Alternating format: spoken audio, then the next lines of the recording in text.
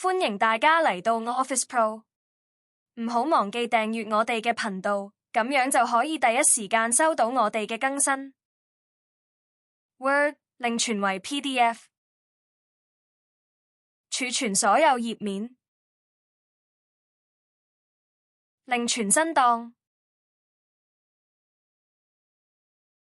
存檔類型選擇 PDF， 按儲存，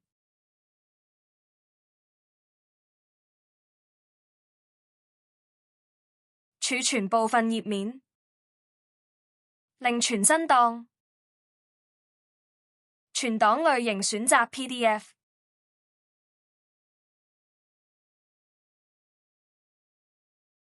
按選項，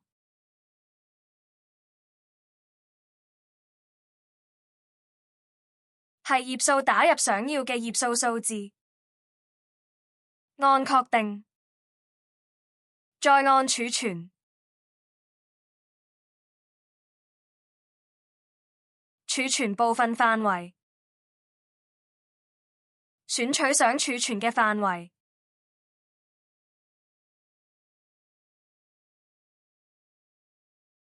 存檔類型選擇 PDF，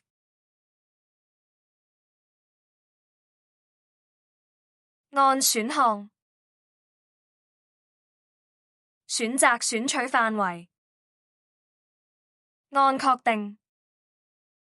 再按儲存。